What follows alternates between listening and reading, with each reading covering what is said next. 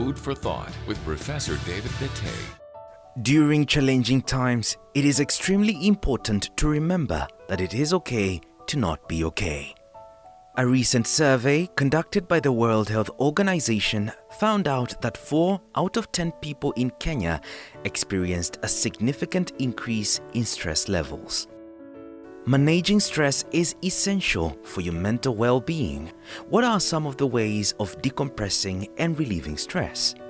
How can parents monitor and provide healthy emotional support to their children who don't have a safe space to express themselves? We interacted with a few Kenyans on the streets to seek their insights, and this is what they had to say. At some point you wake up, you find other things have already happened that was not part of your plans. So it ends up stressing you, but it's okay to be that way because it's life. For me, I think it's okay not to be okay because it matters with what you are going through. I was once stressed. I was down due to improper finances and let's say again about relationships or being lonely. They keep you stressed. If managing stress is essential for our mental and physical well-being, then what are some of the ways to cope with it? First, they should know what is stressing them. Is it something that they can control or they can't? They look for somebody to talk with them about it, or they just look for a solution. Parents should know their kids first, and there should be made an awareness that it's okay to be stressed. I think the awareness does the magic. As a parent, you should be a friend to your child. That's first and foremost. You don't look at them as if they're any less just because of self-harming. This is because of normal stress that they're going through, and they should be there for them. Talk to them, listen to them, and you can work this out. I want us to really zero in on cutting. When we talk about self-harm, there's the whole issue of cutting, understanding what is all that? What goes on in the mind of a person who would cut themselves? So basically now we are talking about one of the methods. One of the methods, yes. That is cutting. Yes. Yeah. These are children who, shall we call self-mutilation? Self-mutilation when you physically harm yourself. Yeah. I'm not going to demonstrate where they cut. They know. Yeah. Neither am I going to give them an idea as to where best to cut if you want to achieve your objectives. But they maybe just cut with a razor blade, with these, usually on the wrist, maybe some other places, and other places. I'm not going to suggest them, but they know. Professor, what I'm having a hard time to understand is how does inflicting pain and harm on yourself, how can that be a coping mechanism? Any coping mechanism comes with development, comes with growth, comes with understanding of the various options, comes with better reasoning. And I may have said this in the past, but let me say it again. In the brain, there are certain parts of the brain which we share with animals. They are found in animals. We call it the limbic system. This is the area that is concerned with emotions, concerned with eating habits, concerned with reproduction, concerned with the sexual drive and things like that, concerned with the pleasure centers. We call it the limbic system, of which there's one very important part of the brain we call the amygdala. The amygdala is the one that is concerned with aggression. And aggression can be directed to other people. It can be directed to self. It's called the amygdala. Very close to the limbic system. Now, the limbic system, you are born with it. That's why the child will go for the breast almost immediately. So, that part of the brain that's really concerned with emotion and survival and things like that. Then, there's a frontal lobe, which is here, part of the brain. It takes a long time to mature. Okay. Now, the frontal lobe is a part of the brain that is responsible for reasoning and self-control. It is able to tell you, don't go this way for the following reasons. This is in your head. Yeah. Or go this way for the following reasons. Yes. That's a frontal lobe. It's also the one that is concerned with very many other things, or personality and things like that. It takes up to 22 years for it to develop. To develop fully. Okay. So with young children, before that age, expect them to act at the spur of the moment. They jump before they think. Yeah. If I may put that in the simplest form. Yes.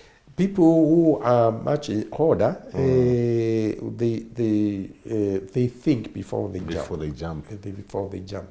So for the children, and because of the social media, they may say, well, why don't I do this? Maybe it is going to kill me. It may not kill me.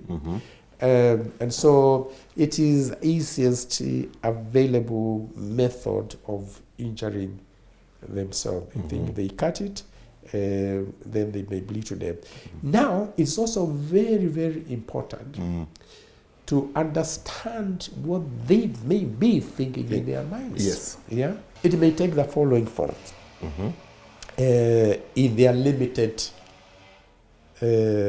explanation, in their limited way of killing themselves. It has. I am so overwhelmed by these things. I cannot cope anymore. Nobody seems to be understanding. Yes. I must go. I must do something about them. And the one that is very easily available to them is injuring themselves. They may say, maybe if I do this, my parents will take note. Will take notice. Yeah. And they will force them to negotiating table. It may think, maybe they may say, it's going to give me a temporary relief, that I do not feel this pain anymore. They may even be questioning God. And they are saying, God, you are the one who has put me into this situation. They blame God. They may tend to blame God. You are the one who has put me in this. I think you love me, you care for me. If it is your will that I should not continue with this life. Yeah. Take my life. Take my life. Take my life. Or they may say, God, if it's not your will, please save my life. We call it testing the benevolence of God. The most important thing is this, and this is very important for us to listen, for us to know. It is not because they have consciously and deliberately, out of a very well thinking mind, to do this kind of thing. Okay? Their motive is slightly different as to when somebody else thinks about this, he thinks that what he's doing is correct. And these children don't have the capacity to reason the way we say. So if it happens, please sit down with the children, try to understand them.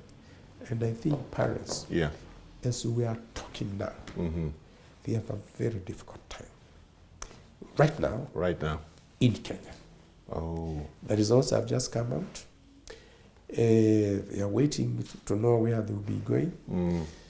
Some of them did very well. They still blame themselves. Some of them didn't do so well, and they blame themselves. And the parents need to talk about. Thank God to mothers.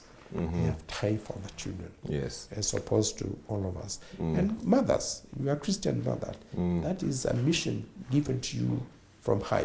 Yes. Perform it. Very, very true. Yeah, very, very perform true. it. I'm just curious, even as we talk about this, is this common here, the cutting? As I've said, Yeah. and I don't want to talk from, as a scientist, I want to speak from data. Yeah. We don't have the hard data, and if somebody else has hard data, I would like to hear. I would like to know at these casualties, Yeah. emergency, what is the proportion of children who are going, Yes. What percentage? What percentage? But from impressions, from me seeing children here, from me children in other places, Yeah.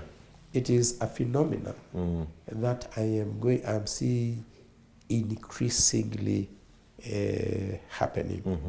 It may be in US, in UK, and this thing was discussed, and I heard it being discussed. It is the only option that is available to these children. Maybe it's coming here. It's the only option that is available to them because there is very strict control of prescription drugs. Yes. You just can't go. You can't go to a pharmacy. Yeah. And get drugs without a prescription. No. It doesn't matter what it is. Yeah. You must get a prescription, and the doctor must sign it, including very many conditions, unless there is a prescription. So the children don't have access to the other methods, like the children here have more access to easier access to other methods than Europe. So for people, children in high income country, that is controlled. Okay. Accessibility of poisons, rat poison. Yeah. The one we use for carton dips, for coffee, for tea, for plants, they are not available to them. Because they are very, very highly controlled. Yeah. Yeah. It's easy. It's not easy for you to jump from a height because very many buildings have suicide-proof mechanism. If you are living there, there are children. They make sure that you can't jump. These are some of the mechanisms that preventive measures that have been put in place. So for the children, the only measure that is available to them is cutting. Here, maybe the reason why we don't see it so often, those are some of the possible reasons. Okay. Because the children have other things. They can get drugs, they can take Panadol. Let them not be mentioning. They can take this, they can take that, they can take that. But it is coming. Yes. Thank you for your time once again. And as always, if you have any feedback for us, I hope these conversations are helpful to you. 20316 is our SMS line, and our WhatsApp number is 0786 316 316.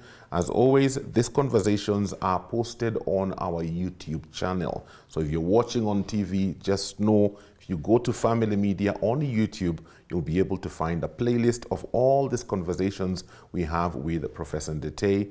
Good resource for you, for those in your family, for your friends. Forward the links to them. Give them the opportunity to gain this information as we continue to create awareness on matters mental health. Until next week, God bless you. Food for Thought with Professor David Ndetey.